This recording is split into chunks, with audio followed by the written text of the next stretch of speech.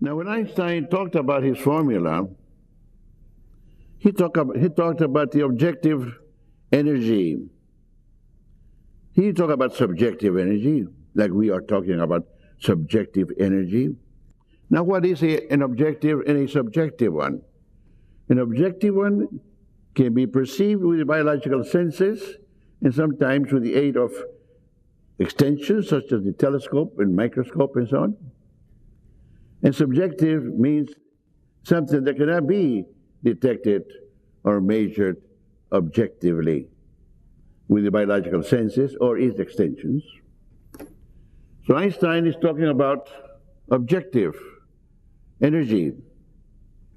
Talks about energy times mass or equals mass times the constant of velocity, speed of light, c squared. That's what he means about matter. Well, we're talking about energy, subjective energy, not objective energy, that has to do equal with to mind times controls squared. And mind is a subjective something because it cannot be seen or measured. But then mind functions in a subjective dimension, whether we can measure it or not. We know it has parameters. How much can we think in one direction or the other? What has been our goals? What goals have we reached and so on? So we're changing the formula to represent our field, not Einstein's field. Subjective energy, where we are dealing with mind and its power of mind multiplied or squared.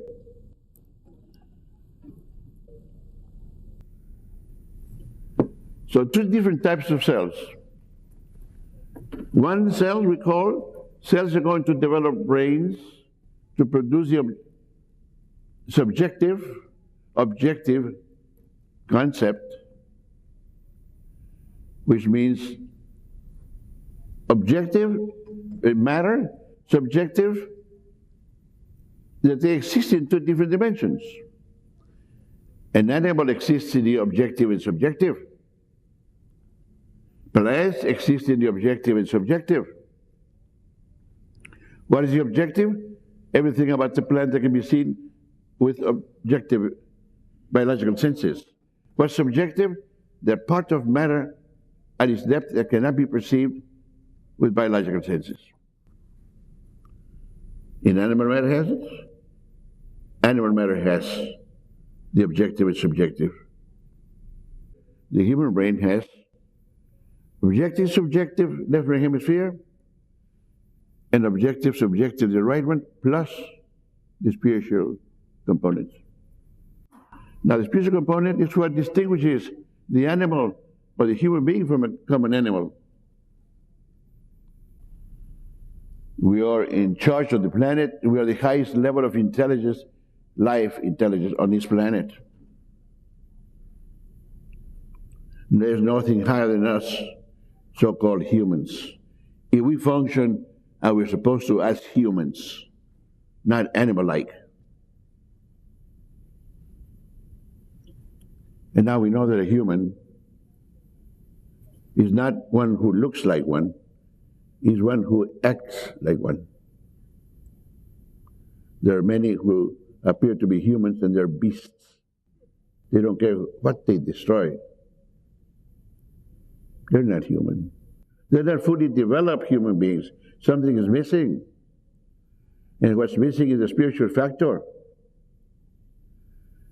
that happens to be in the right brain hemisphere, not the left one. And can you imagine why we are going in all wrong directions now? Because we have found that 90% of humanity is using only the left brain hemisphere that does not contain the spiritual factor. And the spiritual factor is what humanizes a person. Now you wonder why we are in this field, trying to straighten out that problem. To see if we have enough time now to educate as many human beings as fast as we can to prevent the destruction of the whole planet because of ignorance. Not knowing that we are the gods of the planet. And those that think they are do not know how to use the powers that God has given them to act as gods. They use it for destructive purposes instead of constructive purposes. Now we know why we're in trouble, but now it's your job as much as it is mine to see if we can straighten these out. Because I believe that the planet, the way it's going, is not going to go too far from now on into the future at the rate it's going. Because we're not improving.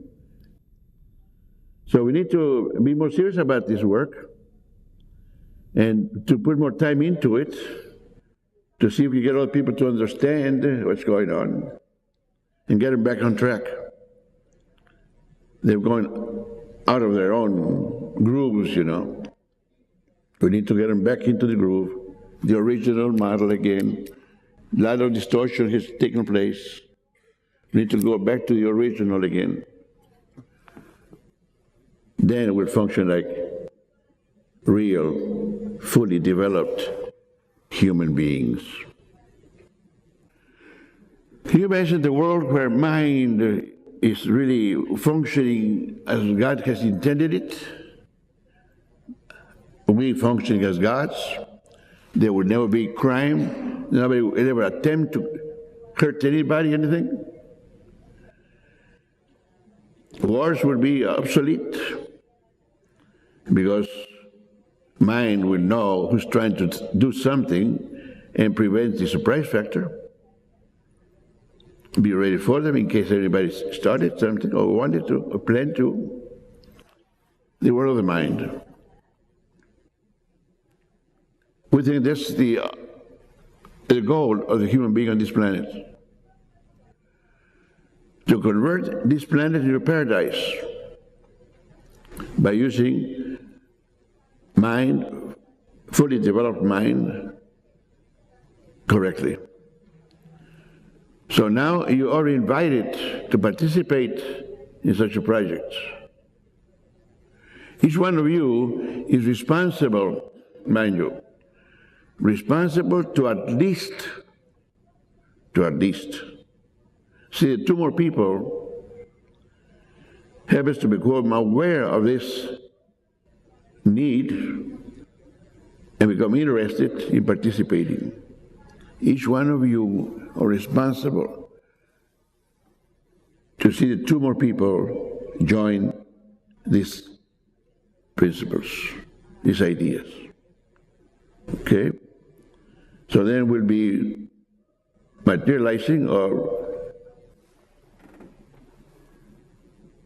we'll say reaching our goal that we started to way back. We said our most popular formula is 1 + 2 = 5 billion.